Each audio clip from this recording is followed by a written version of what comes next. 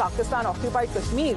Disturbing elements in these pictures that have been coming in, where the JAAC, which is the Joint Awami Action Committee, which has stepped up its protest against the Pakistani government by calling for Muzaffarabad Chalo March. And now they have been making this call following a day of large-scale demonstrations across the region, and at the same time solidarity protests that are also being planned outside Pakistani embassies in Paris and London.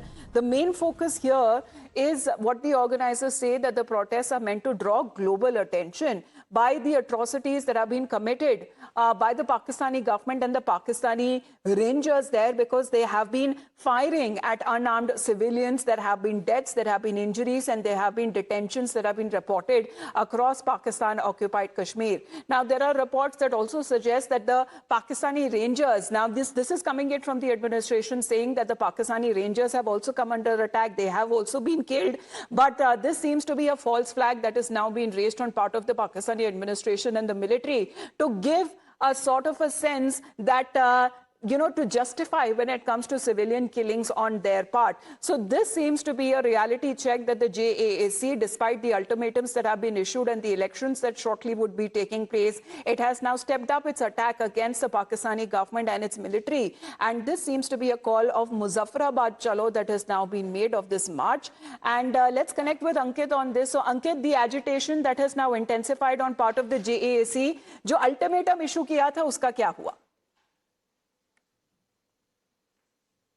देखिए, आज तक का ultimatum issue किया गया था joint action अवामी committee की तरफ से पाकिस्तानी सरकार और जो पाकिस्तान ऑक्युपाइड जम्मू एंड कश्मीर के अंदर सरकार पीपीएफ की है।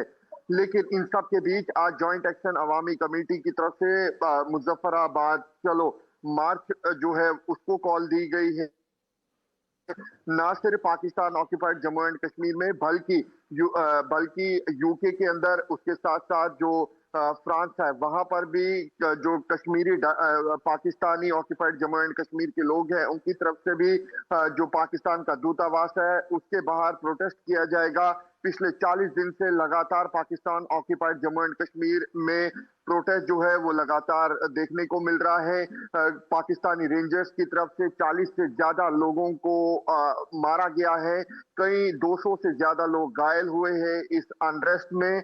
वहीं आपको बता दें कि जो एसेंशियल सप्लाईज है, फूड, मेडिसिन या फिर अन्य सप्लाई जो है, जो एसेंशियल सप्लाईज है, उसको पूरी तरीके से पाकिस्तानी आर्मी रेंजर्स की तरफ से ब्लॉक किया गया है।